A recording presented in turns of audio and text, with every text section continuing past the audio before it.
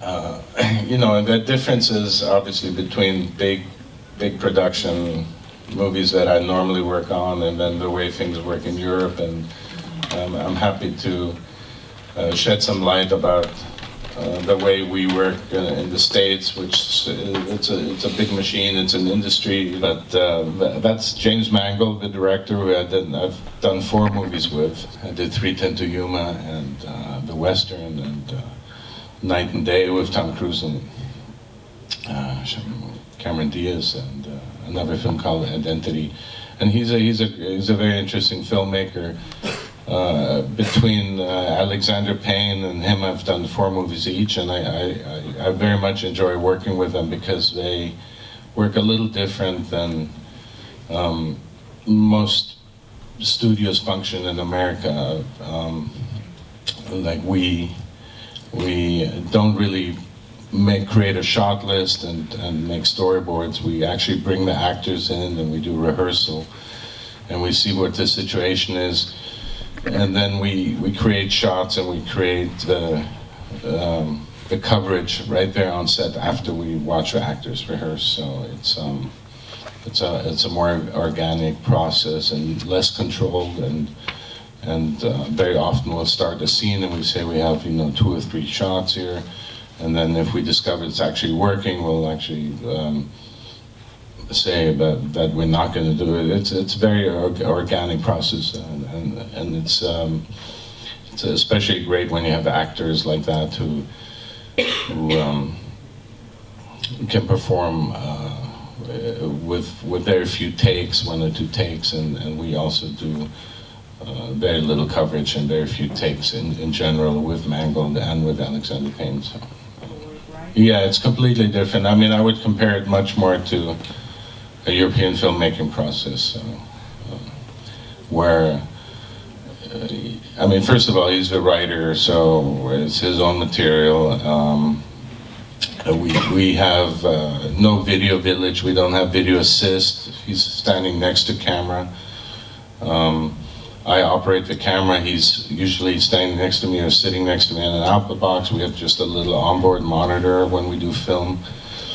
And it becomes a very intimate, very friendly, sort of close set. It's really just the camera operator, which was me, who was also the cinematographer, the director, the boom guy, a focus puller, and the actors. And we try to eliminate all these things that exist on a Hollywood movie, which is one big thing that's a problem in Hollywood movies, for example, is the whole team that comes with the actors, which are assistants and makeup and hair people, and between every take they come in and they touch their hair and they do makeup, and we've banned all those people off the set. So we try to keep it very small, and actually one of the big things about Hollywood films that I think makes it less spontaneous and less creative is that you have so many people working on a movie, and we're always looking for ways to minimize the crew and create a more intimate set. And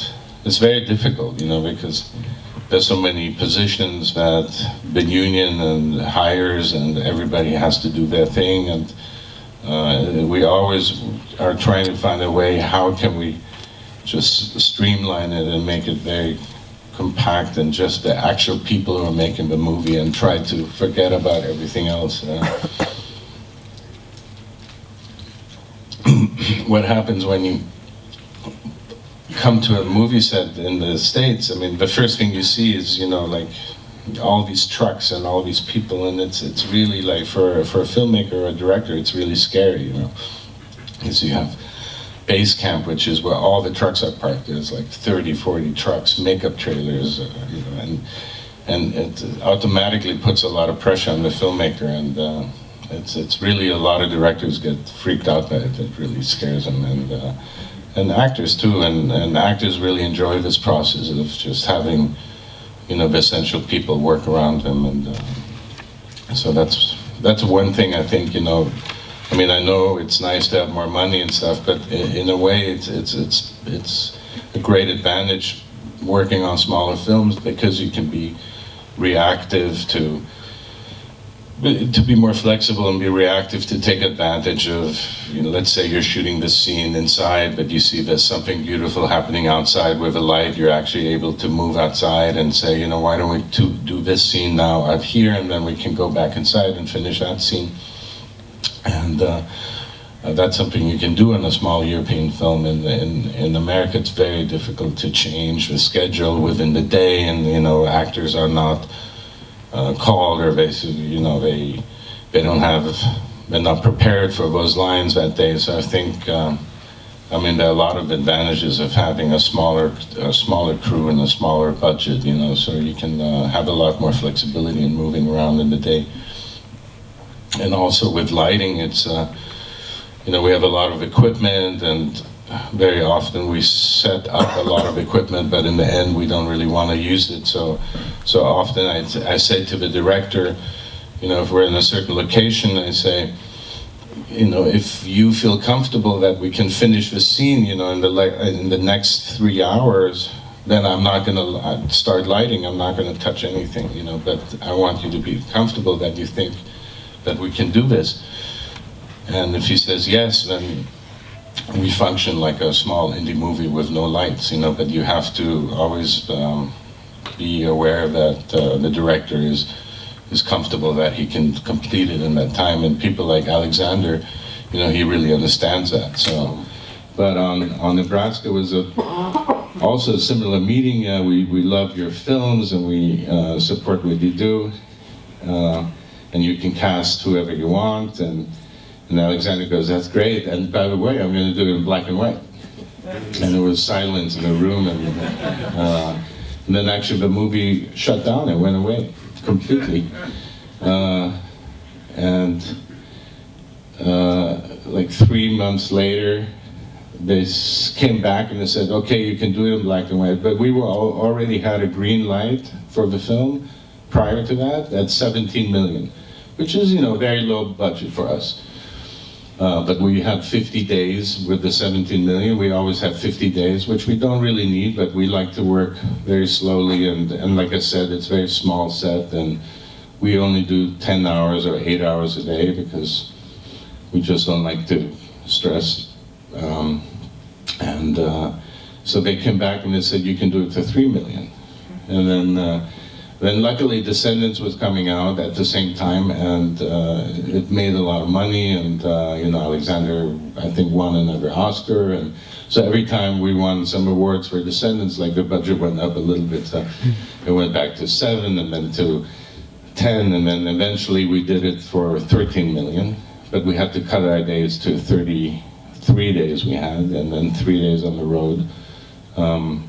And we also had to deliver a color version, because Paramount owns a cable network called Epix, and they were going to play it in color, which they did eventually. So that eliminated the possibility of shooting black and white film stock, which I wanted to do, and we had to shoot Alexa, and I had to convert it to black and white in the DI and add film grain. But well, I mean, I think for a director, it's more interesting to have more freedom. I mean, the bigger the budget, the more pressure there is, the less control you have, the more people are involved, not just during production, but of course in editing and in all the elements. I mean, it starts with the development of the script. You know, everybody's involved. They hire writers to do rewrites over and over again. Often I've been on movies where we've started the movie and the third act has not been written yet or is being rewritten. And the director has very little control really over what happens. Then in production, you know, every day costs, like on a big budget film, every day costs like $400,000 to $500,000. So, you know, it's a lot of pressure if you don't make your day. So, yeah. It really becomes, most of it is just about accomplishing the work on time and not going over, because also the actors' schedules, like, I mean, what's liberating on films in Europe, I mean, I did a movie in Republic of Georgia, and every actor that was in the movie came every day, and I would often be confused. They'd be in the scene, and I'd look at my script, and I would say to the director, but Sergei, he's not in this scene today because he's not in the script. But yeah, but he came, and it's so nice he came, and we should put him in the... I'm like, okay, well, if you want him in the scene, then we should, you know, make him sit over there. And like, it's just, you know, it's just the way it's great. So for director, I think, you know, look, it's fun to have toys like Mangled after we did Walk the Line and 310, which were, you know, considered not big blockbuster movies. He's done 2 Wolverine movies, and I just came back last week from reshooting the whole ending of Wolverine, the new one, called Logan, which comes out next summer, and it's just a whole different kind of filmmaking. I mean, you know, they showed me the whole movie, they showed me the whole ending, why they think this doesn't work, and then we went and spent another, I don't know, 8 million just to do the final scene with, and it's for a director, it's really just, you know, filling in these pieces and delivering the movies. They do test screenings, audience screenings. Actually, the reason they reshot that whole ending and spend another 8 million is because somebody in the audience, one out of, you know, I don't know, I mean, it had very high ratings and people liked it, but, you know, somebody said something, I can't really tell you what. But, you know, one person said something about one element of it, and that caused this whole thing to happen. So, I mean, can you imagine, like... So I think, you know, I don't know, I mean, look, everybody wants to get paid good money, and I mean, you know, the Mangled is probably going to do a Star Wars movie next year, and I said, really, like, don't you think that's, like, maybe not interesting anymore for you, and you're a great filmmaker, and you should go back to... He goes, I think I'm going to get paid like $15 million to do it, you know. I'm like, well, okay, in that case, you know, I get it.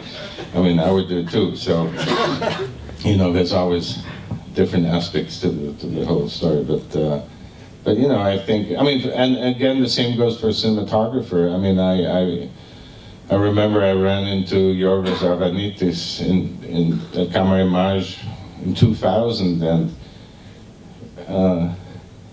I said, you know, I have to go back and do this Julia Roberts romantic comedy, and I'm really not looking forward to it. I really don't want it. He's like, oh, that would be my dream, you know, to go to Hollywood and do this movie with Julia Roberts. And like, really? Like, you know, I want to do like, you know, The Voyager, whatever you would, you know, I want to do Angelopoulos movie, no, and it's kind of, you know, so there are different sides to it. I mean, I think if you can, ideally, you know, maybe go back and forth. I mean, that's a little bit my approach. I try to do one sort of bigger film, and I mean, I had not a great experience too. The last bigger movie I did was The Huntsman, the sequel to Snow White and the Huntsman, and it was a gigantic production. It was like $150 million. I showed up on set in Pinewood, and I've never seen so many. I mean, I've done some big movies, but I've never seen so much decadence in terms of equipment and crew, and, you know, 4 camera crews always standing by, Alexa 65 and a 50-foot techno every day, just sitting there, and I didn't really know what to, you know, it's just what to do with all of that.